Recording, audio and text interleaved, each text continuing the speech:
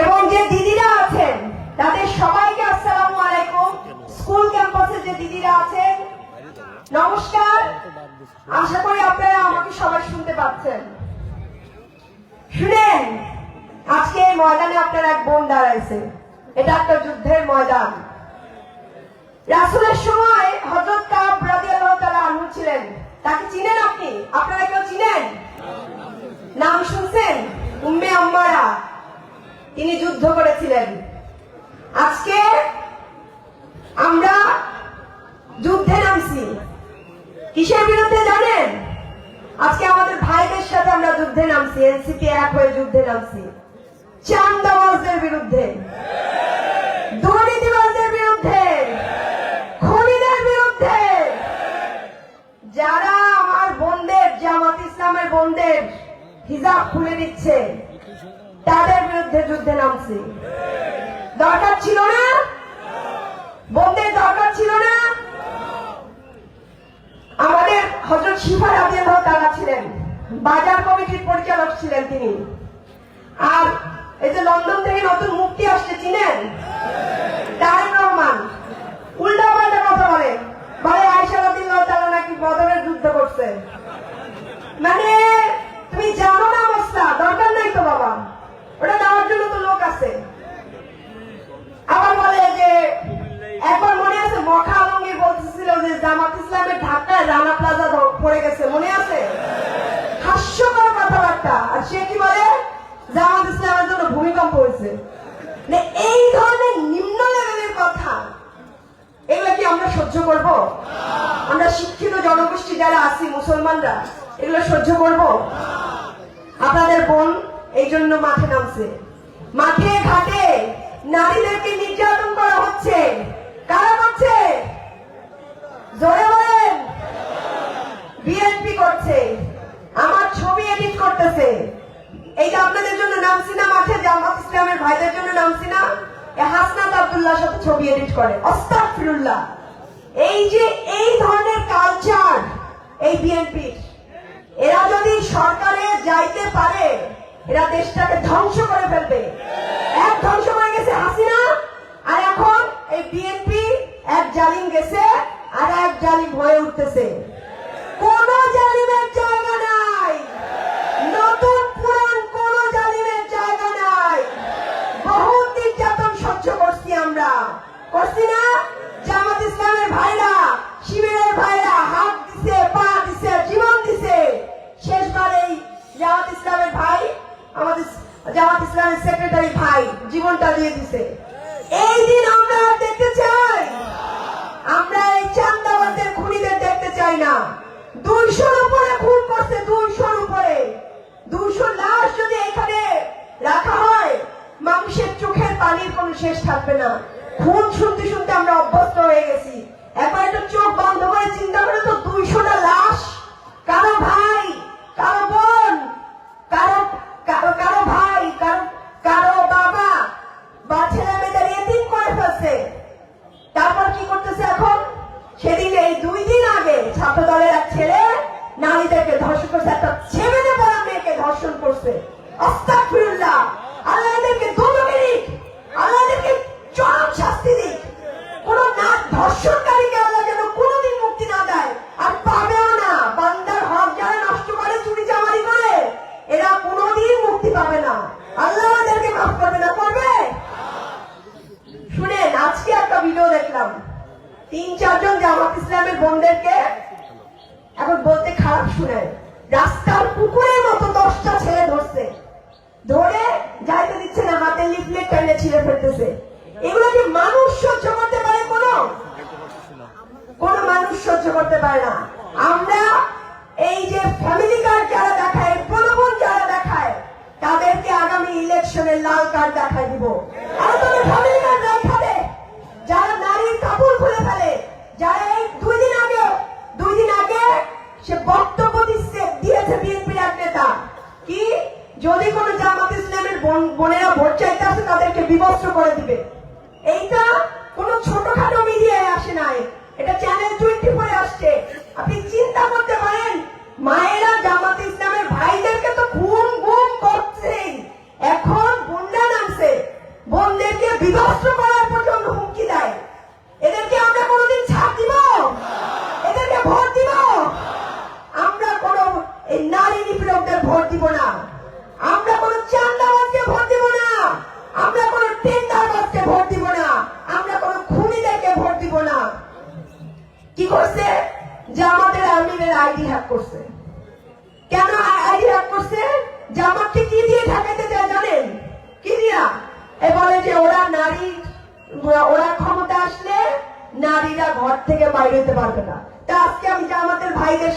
এনসিপির নেত্রী, যে আমাদের ভাইদের পাশে দাঁড়ায়, চাকরিজীবী নারী, আমি একজন ডাক্তার, আমি আজকে বক্তৃতা দিচ্ছি।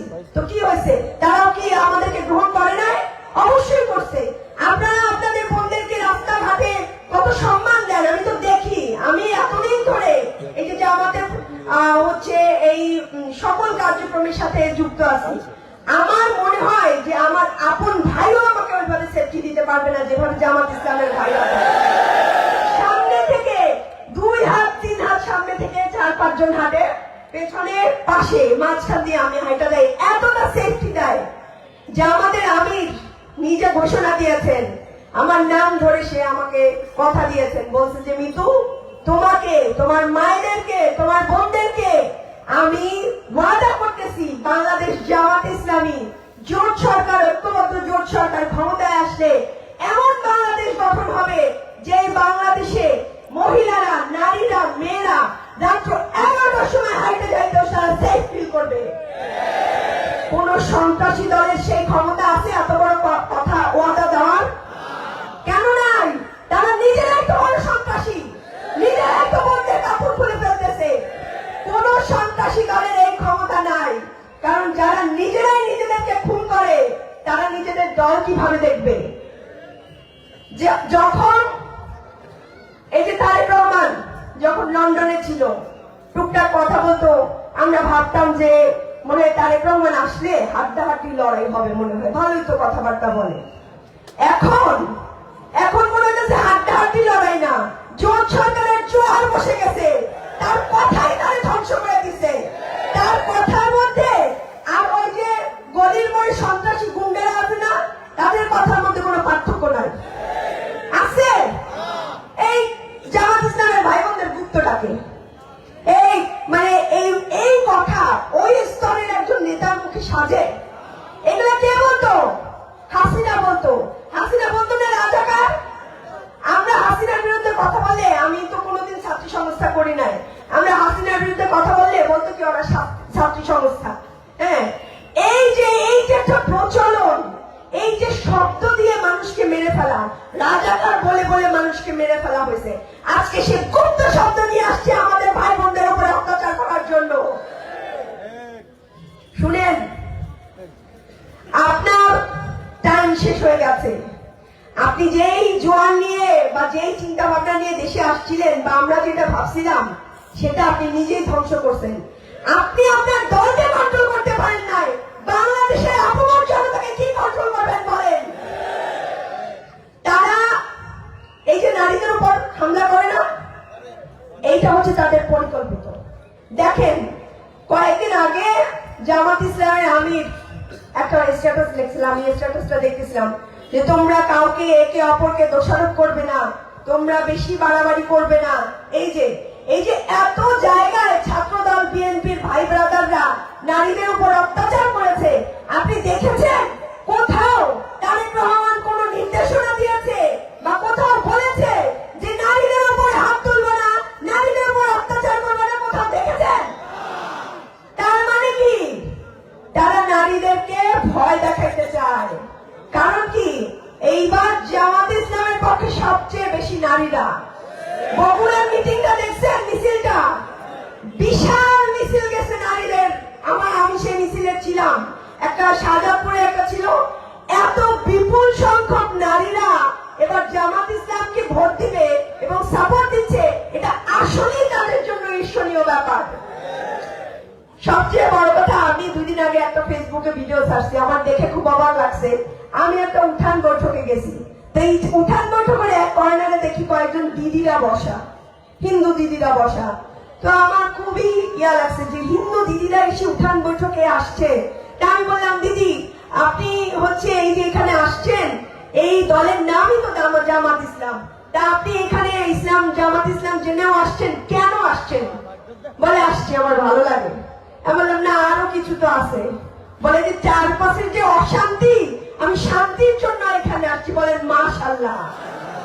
এই যে আমাদের দিদিরা আজকে আমাদেরকে সাপোর্ট দিচ্ছে, এই যে এখানে হিন্দু ভাইরা আছে, আমাদের এখানে হিন্দু কমিটি আছে, এটা আমাদের জন্য পরম সৌভাগ্য। বাংলাদেশের হিন্দুরা পর্যন্ত আজকে ঐক্য দলের জোট, একদলীয় 11 দলীয়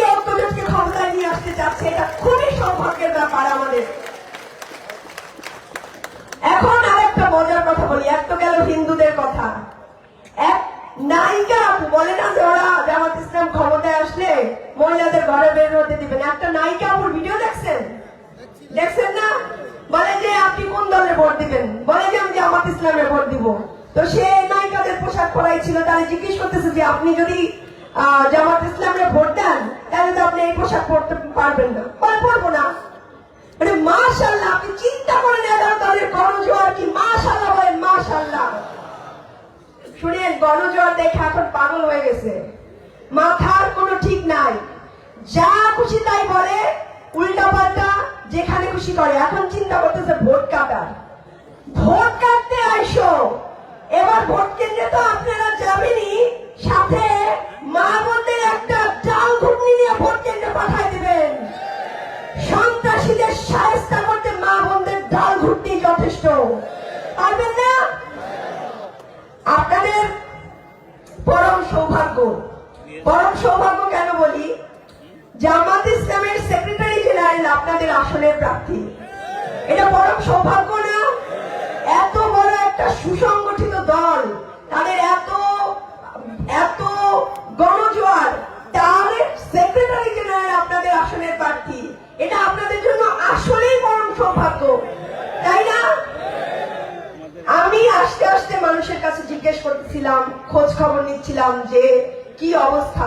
তো একজন আমারে বললো যে মিয়া গোলাম পরোয়ার ভাই 350 কোটি টাকার কাজ করছে এই খুলনা পাতে। এটা তো একটা বিশাল ব্যাপার। এবং জামাত ইসলামকে মিয়া গোলাম পরোয়ার ভাইকে ভোট দিলে কি হবে? 1 সুতা পরিমাণ জনগণের হক নষ্ট হবে না ইনশাআল্লাহ। আজকে আমরা বোনেরা এই জন্য এদের পাশে দাঁড়াইছি, এই জন্য এদের পাশে দাঁড়াইছি যে জনগণের হক জনগণের কাছে ফিরাই দিব, জনগণের হক কাউকে খাইতে দিব না। ওই যে আমার ভাই বলে গেছে, ব্যাংক চোর, যারা নিজেরাই চোর, যারা নিজেরাই ঋণ খেলাপি, তারা জনগণের আর কি সেবা করবে? সেবা করতে পারবে? চোর যে ঋণ খেলাপি, এরা জনগণের যে ব্যাংকের টাকা চুরি করে, চোরকে কেউ ভোট দেয়? বাংলাদেশে এই চোরকে কেউ গ্রহণ করবে? আমি আরেকটু গোপন কথা বলি যে ওই আমি বলতেছিল, আমাকে আসিফ বলতেছিল যে মিয়া গোলাম পরোয়ার ভাই এলাকার জন্য খুব চেষ্টা করেন।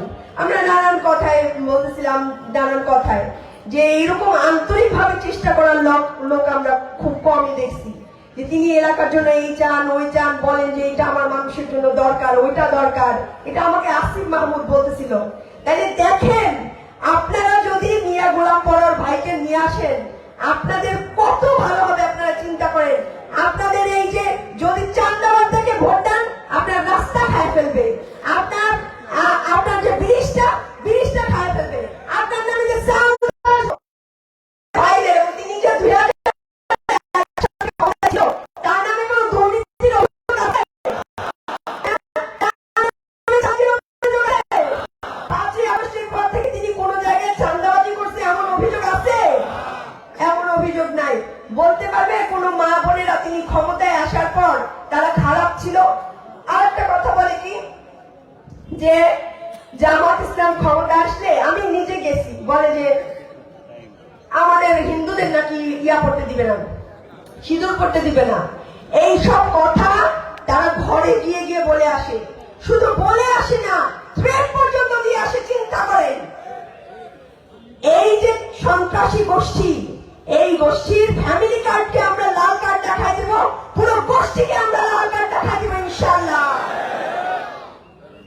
আমাদের বোনদের সেফটির জন্য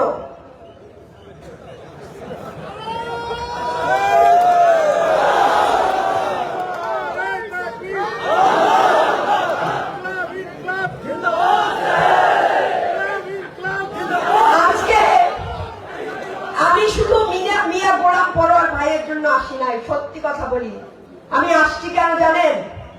আপনারা মিয়া গোলাম পরোয়ার ভাইরে জিতায় নিবেন, আমরা বোনরা সেফটিতে থাকবো, আমরা হিন্দু নারীরা সেফটিতে থাকবে, আমাদের হিজাব পরা বোনেরা সেফটিতে থাকবেন, আমাদের যেই বোনেরা হিজাব পরে না তারাও সেফটিতে থাকবে ইনশাআল্লাহ।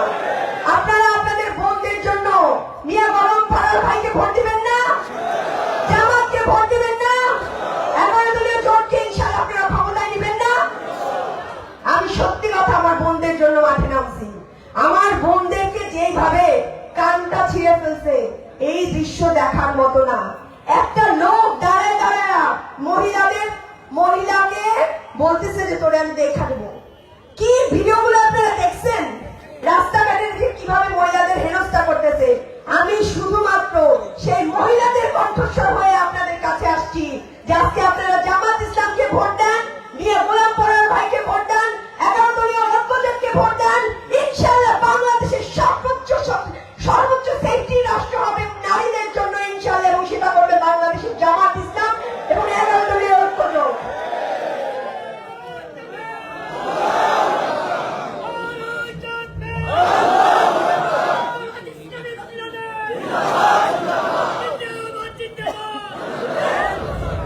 শুনেন, এই যে হিন্দু বোনেরা, আমি আস্তে করে শুনলাম, তাদেরকে কানে কানে গিয়ে বলে আসছে যে তোরা যদি ভোট দিস তাহলে তোদের দেখে নিব।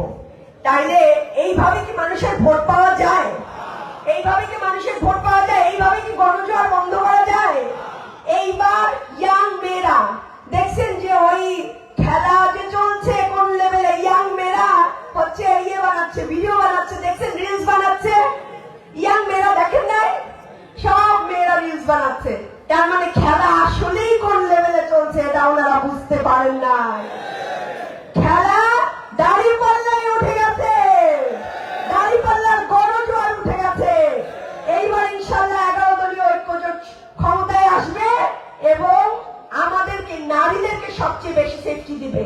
জামাতের আমির ঘোষণা দিয়েছেন যে 1 থেকে 5 বছরের শিশুদেরকে এই শিশুদেরকে দেখবেন সরকার। এই জামাত ইসলামী ক্ষমতায় আসলে কত বড় কথা আপনারা চিন্তা করতে পারেন। 1 থেকে 5 বছরের শিশুদের দায়িত্ব নিয়েছেন এবং এরা কি করে? সন্ত্রাসী করে, চাঁদাবাজি করে, গুম খুন করে, কিন্তু এই ধরনের কোন একটা কথা তাদের মুখ থেকে শুনবেন না। ওই একটা কথা পাইছে ভিক্ষাবৃত্তির মতো ফ্যামিলি কার্ড। আমরা কি ফ্যামিলি কার্ড চাই ওনাদের কাছে? তারা বলছেন যে এই জামাত বলছেন যে এক হাতে ছেলেরা সার্টিফিকেট নিয়ে আসবে আর এক হাতে আমরা চাকরি দিয়ে দিব। তাইলে চিন্তা করেন, আপনার এলাকায় যদি আপনি জামাত ইসলামকে আপনি নির্বাচিত করেন, এই যে মিয়া গোলাম পরার ভাইকে নির্বাচিত করেন, তাহলে কি বেকারত্ব থাকবে? কিন্তু যদি চান্দাবাজকে নির্বাচিত করেন তাহলে কি হবে? পকেটের পয়সা তো নিবে, ঘর থেকে পোলাপান্ডে নিয়ে ওই কর্মী বানায় রেখা দিবে। তারপর কি করবে জানেন?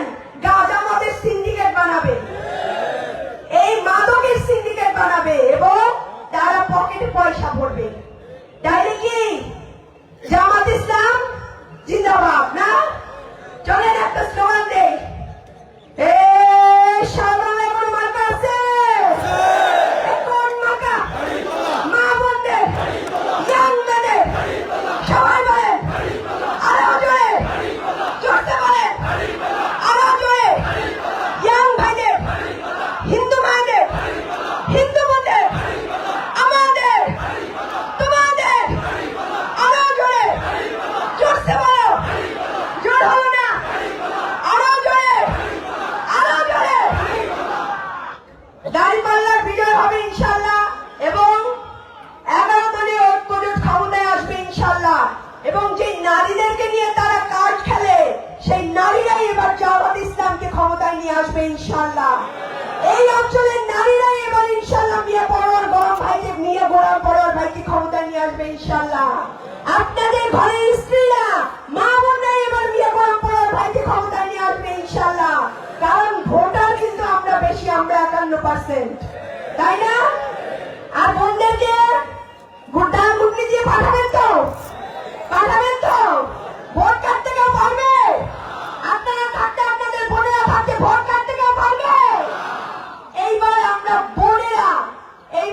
বোনেরা মিয়া গোলাম পরার ভাইদের জন্য দাঁড়ায় যাব, পারবে না? ভাবিদেরকে, আপনাদেরকে দাঁড় করে রাখবেন না ভোট কেন্দ্রে। মেয়েদেরকে একটু দেখলে ওরা একটু ভয় পায়, কারণ ঘর সংসার তো মেয়েরাই চালায়, তাই না? আপনি কি আপনার বউয়ের কথা ছাড়া চলেন? ইসলামে কি সব বলা আছে বউয়ের কথা ছাড়া চলতে? ইসলামেই বলা আছে যে নারীরা যেটা বলবে তাদেরকে নমনীয় ভাষায় বুঝাইতে, তাদের কথাই শুনতে বলা আছে না? হ্যাঁ, তাইলে এইবারের নির্বাচনে কে জয়ী হবে? জামাত ইসলাম জয়ী হবে এবং সেটা কারা জয় করবে?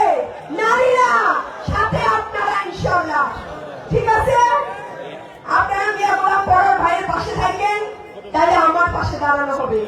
তাইলে ওই যে বোনটার কাপড় ছিঁড়ে ফেলছে না, হিজাব খুলে ফেলছে না, ওই বোনটার পাশে দাঁড়ানো হবে। যে মেয়েটার কান ছিঁড়ে ফেলছে না ভোট চাইতে দিয়ে, ওই বোনটার পাশে দাঁড়ানো হবে। আর চান্দাবাজকে লাল কার্ড দেখানো হবে, দুর্নীতিবাজকে লাল কার্ড দেখানো হবে, খাওয়া ভবনের দখলকারীদের লাল কার্ড দেখানো হবে, যাদের বিরুদ্ধে দুর্নীতির মামলা আছে তাদেরকে লাল কার্ড দেখানো হবে, ব্যাংক চোরদেরকে লাল কার্ড দেখানো হবে, নারী নিপীড়কদের লাল কার্ড দেখানো হবে। বাংলাদেশের সবচেয়ে বড় নারী নিপীড়ক দল এই মুহূর্তে বিএনপি, সেই বিএনপিকে লাল কার্ড দেখানো হবে। মনে রাখেন, বাংলাদেশের সবচেয়ে বড় নারী নিপীড়ক দল এখন বিএনপি। এটা মনে রাখতে হবে। তারা 5ই আগস্টের পর তারা ধর্ষণ, নারীদেরকে হাত তুলে তারা এটা দেখাই দিছে, তাই না? কোন জামাত ইসলামের ভাই কি নারীদেরকে হাত দিছে? কোন জামাত ইসলামের ভাইরা কি নারীদের হিজাব টেনে খুলে ফেলছে? ফেলে নাই। তাইলে এই অসভ্যদের, এই সন্ত্রাসী দলদেরকে লাল কার্ড দেখাই দিতে হবে, যেন কোনোদিন আর কোনো মা বোনদেরকে হাত তোলার সাহস না পায়। ঠিক আছে? আপনারা সবাই আমার জন্য দোয়া করবেন। চলেন একটু তাকবীর পড়ি। লিল্লাহি তাকবীর, লিল্লাহি তাকবীর, লিল্লাহি তাকবীর। আল্লাহ যেন আমাদেরকে ক্ষমতায় নিয়ে আসে এবং এই জোট সরকারকে যেন ক্ষমতায় নিয়ে আসে। আর একটা বড় দায়িত্ব আমাদের রয়ে গেছে। কি দায়িত্ব? হাতি হত্যার বিচার। বিচার চান না? ভাইটারে মেরে ফেলছে না, ভাইটারে গুলি করে মেরে ফেলছে না, বিচার চান না? আজকে কয়েক শুক্রবার পার হয়ে গেছে, এরকম করে আমরা এই যে কথা বলি না, আপনারা যদি বিচার না করেন, আমাদের এই ভাইদের পাশে না দাঁড়ান, তাহলে আরো লাশ পড়বে। আমাকে দিন রাত হুমকি দেয়, আমি এসে আপনাদের সাথে কথা বলি না, দিন রাত হুমকি দেয়। আপনারা কি হাতি হত্যার বিচার চান? আর কোন সরকার আসলে হাতি হত্যার বিচার করবে না। যদি 11 দলীয় ঐক্যজোট না আসে, তাহলে কেউ হাতিদের মতো লোকদেরকে নিয়ে ভাববে না, কেউ মা বোনদের নিয়ে ভাববে না। তাইলে আপনাদেরকে 11 দলীয় জোটকে ক্ষমতায় নিয়ে আসতে হবে এবং এই যে কয়েকটা দিন আছে প্রচুর পরিশ্রম করেন। চলেন বলি হাতি হত্যার বিচারের কথা বলি। বিচার চাই, বিচার চাই, বিচার চাই, বিচার চাই, বিচার চাই, বিচার চাই, বিচার চাই। সেই জন্যই আমরা 11 দলীয় জোটকে ক্ষমতায় দেখতে চাই। এই যে সন্ত্রাসী দল কোনোদিন হাতি হত্যার বিচার করতে পারবে না, কোনোদিন পারবে না। বলেন আল্লাহ, তুমি আমাদেরকে হাতি হত্যার বিচার করার তৌফিক দাও। তুমি 11 দলীয় জোটকে ক্ষমতায় নাও, তুমি হাতি হত্যার বিচার করার তৌফিক দাও। আমার জন্য দোয়া করেন যে বলেন আল্লাহ, তুমি আমার বোনটাকে, মজলুম বোনদের কণ্ঠস্বর হওয়ার তৌফিক দাও। আমার বোনটাকে এই যে মাদ্রাসার ছাত্রীরা, তাদের কণ্ঠস্বর হওয়ার তৌফিক দাও। আমার বোনটাকে এই যে জনপদে যারা নারীরা অবহেলিত আছে, তাদের কণ্ঠস্বর হওয়ার তৌফিক দাও। এবং এই যে আমাদের ভাইরা যারা বিভিন্ন জায়গায় জোর জুলুম অত্যাচারের শিকার হয়, তাদের সামনে দাঁড়ানোর তৌফিক দাও, তাদের হাত হয়ে দাঁড়ানোর তৌফিক দাও। আল্লাহ যেন আমাকে কবুল করে এবং ঐক্যদলীয় 11 দলীয় ঐক্যজোটকে ক্ষমতায় নিয়ে আসে। এটা খুবই দরকার ভাই। আমি কথা বলতে বলতে ইমোশন হয়ে যাচ্ছি। এরা যদি ক্ষমতায় আসে আমাদেরকে শেষ করে ফেলবে ভাই। আর এক যুদ্ধ হবে, এক যুদ্ধে 2000 মানুষ মারা গেছে, 1 জুলাই 2000 মানুষ মারা গেছে। এরা যদি ক্ষমতায় আসে দেশ ধ্বংস করে ফেলবে, নারীদেরকে ধ্বংস করে ফেলবে। এদেরকে ক্ষমতায় আইনেন না, কষ্ট করেন, পরিশ্রম করেন। আল্লাহ অবশ্যই আমাদেরকে কবুল করবেন ইনশাআল্লাহ। সবাইকে আসসালামু আলাইকুম। ইনশাআল্লাহ আবার আপনাদের সাথে দেখা হবে। আমি বলবো ভাই যখন বিজয়ের মালা পড়বেন তখন যেন আমি এখানে আপনাদের সামনে থাকতে পারি এবং আল্লাহ যেন আমাকে সেই তৌফিক দেয় এবং সেই পর্যন্ত সুস্থ রাখে, আপনাদেরকেও সুস্থ রাখুন।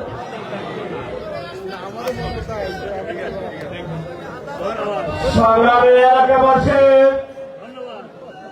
আজকের এই ঐতিহাসিক জনসভায় এখন আপনাদের সামনে প্রধান অতিথির বক্তব্য রাখছেন 11 দলীয় নির্বাচনী জোট সমর্থিত এবং বাংলাদেশ জামাত ইসলামী মনোনীত ডুমুরিয়া, ফুলতলা তথা খুলনা 5 আসনের সংগ্রামী জাতীয় সংসদ সদস্য পদপ্রার্থী মজলুম জননেতা অধ্যাপক মিয়া গোলাম পরোয়ার। আসসালামু আলাইকুম ওয়া রাহমাতুল্লাহি ওয়া বারাকাতুহু। আমার সনাতন ধর্ম অবলম্বী হিন্দু ভাইদের জন্য আন্তরিক শুভেচ্ছা। আলহামদুলিল্লাহ রাব্বিল আলামিন, সালাতু ওয়াসসালামু আলা সাইয়্যিদিল মুরসালিন ওয়া আলা আলিহি ওয়া সাহবিহি আজমাইন। বাংলাদেশ জামাত ইসলামী দাঁড়িপাল্লার সমর্থনে আজকের এই নির্বাচনী জনসভার সংগ্রামী সভাপতি ডুমুরিয়া উপজেলা আমির মাওলানা মুক্তার হোসাইন, আপনারা সবাই দেখতে পাচ্ছেন আজকের মঞ্চে অনেক সম্মানিত নেতৃবৃন্দ উপস্থিত আছেন। আমাদের জেলা আমির সহ দুইজন নতুন অতিথিকে আমরা আজকে ডুমুরিয়াবাসী পেয়েছি। এই উত্তর ডুমুরিয়ার এদিকের কিছু জনগণ, সব ডুমুরিয়ার লোক তো আর আজকে আমরা ডাকিনি, নাকি বলেন? আপনাদের সৌভাগ্য। কাকে কাকে পেলেন? আমার আগে দিনই বক্তব্য রাখলেন। এটা কি কেমন হয়েছে, কেমন লাগছে বলেন? মানে আমার কোন বক্তৃতা তো দাঁড়িপাল্লায় ভোট। ডাক্তার মাহমুদা মিতু কিন্তু এনসিপির দক্ষিণ অঞ্চলীয় নেত্রী সমন্বয়ক। তিনি কিন্তু ঝাড়ুকাঠি থেকে এনসিপির সংসদ সদস্য পদপ্রার্থী ছিলেন। সেই আসলে জামাত ইসলামের অ্যাডভোকেট ফয়জুল হক লিয়াজ কমিটির পক্ষ থেকে মনোনয়ন দেওয়ার পর 11 দলকে সমর্থন করে ডক্টর মাহমুদা মিতু তার মনোনয়ন কিন্তু প্রত্যাহার করেছে। এই জন্য ডুমুরিয়াবাসীর পক্ষ থেকে দেশ, জনগণ, জোট এবং আধিপত্যবাদ বিরোধী এই সংগ্রামের সাহসী সৈনিক ডক্টর মাহমুদা মিতুকে আমরা আন্তরিক ধন্যবাদ জানাই। আমাদের সাথে আজকে মঞ্চে আর একজন আছেন 24 জুলাই আন্দোলনের অভূতভয় মৃত্যুঞ্জয়ী জুলাই যোদ্ধা, চট্টগ্রাম বিশ্ববিদ্যালয় কেন্দ্রীয় ছাত্র সংসদ চাকসুর ভিপি, ছাত্র নেতা ইব্রাহিম রনি। দুইজনকেই আমরা আজকে পেয়ে খুবই খুশি হয়েছি। আমি তো আমার বক্তৃতা ভুলেই গেছি, ভুলে যাওয়ার কথা। আমি মুগ্ধ হয়ে এই দুই নেতা নেত্রীর বক্তৃতা শুনলাম। আমার বক্তব্য তো আপনারা শুনছেনই, জীবন তো কেটেই গেল বক্তৃতা। আজকে বক্তৃতা কম। আমার শাহপুর স্কুলের ক্যাম্পাসে শত শত মা বোনেরা, হিন্দু হাজার হাজার মহিলা বোনেরা, দিদিরা অপেক্ষা করছে ডাক্তার মাহমুদা মিতুকে একটু দেখার জন্য। ওনারা অনুরোধ করেছেন আমি যেন বক্তৃতা শেষ করে তাকে নিয়ে ওখানে একটু যাই, হ্যান্ড মাইক নিয়ে যাব, মিতু ওখানে দুটো কথা বলবে আর একটু দেখবে, ঠিক আছে? কিন্তু শর্ত আছে একটা, আপনারা উঠতে পারবেন না। রাজি? আমি কিছু বক্তব্য দেব, সভাপতির বক্তব্য চলবে, আমি নেতাদেরকে নিয়ে, মেহমানদেরকে নিয়ে ওখানে যাব, মিতু এই হাজার হাজার মহিলাদের সামনে একটু শুভেচ্ছা জানাবে, ঠিক আছে? কথা ঠিক, কাজও ঠিক। দেখা যাক, বসে থাকতে হবে। আলহামদুলিল্লাহ। আপনাদের কি মনে হয় 24 জুলাই অভ্যুত্থানের রাজনৈতিক পরিবর্তনের পর বাংলাদেশের জনগণের বুকে মুখে রিকশাওয়ালা, দিনমজুর, ফেরিওয়ালা, দোকানদার, পেশার, ছাত্র, শ্রমিক, দিনমজুর সবার মুখে মুখে বাংলাদেশের রাজনীতি, বাংলাদেশের ভবিষ্যৎ, আগামী নির্বাচন কি হবে, কারা ক্ষমতায় আসবে, এ নিয়ে দোকানে দোকানে যখন আলোচনা হয়, সবাই আমাকে বলে, অনেকে গল্প করে এসে বলে যে আমরা স্বাধীনতার 54 বছরে অনেক রাজনীতি দেখলাম, অনেক মার্কায় ভোট দিলাম, অনেক সরকার দেখলাম, আমরা এবার পরিবর্তন চাই, আমরা একটা পরিবর্তন চাই, উই নিড চেঞ্জ, আমরা একটা পরিবর্তন বাংলাদেশে চাই। সেই পরিবর্তন মানে কি? পরিবর্তন মানে হলো 54 বছরে যারা রাষ্ট্র শাসন করেছেন 3টি দল, তাদেরকে আমরা আর দেখতে চাই না। 3টি দল যারা রাষ্ট্র ক্ষমতায় ছিলেন তাদেরকে আমরা নো বলবো। এই মাঝখানে কে উঠতেছে? কথা বলেছেন কিন্তু উঠতে পারবেন না, একদম বসে। যদি করে স্ট্রেঞ্জার চাপ থাকে তো যাবেন, বাকি যাওয়ার কোনো কারণ নাই। 54 বছরে 3টি দল দেশ শাসন করেছেন, মিলিটারিরা 9 বছর দেশ শাসন করেছেন। প্রত্যেকটি শাসনের সময় যারা শাসন করেছেন প্রত্যেককে যদি প্রশ্ন করা হয় বুকে হাত দিয়ে কেউ উত্তর দিতে পারবেন না যে আপনারা শাসনের সময় দুর্নীতি করেছেন। কেউ কি না বলতে পারবে? প্রত্যেক সরকারের শাসনের সময় দলীয়করণ ছিল, ভিন্নমতের উপরে দমন পীড়ন ছিল, অর্থনীতিতে লুটপাট ছিল, জুডিশিয়ারি সোশ্যাল জাস্টিসকে তছনছ করে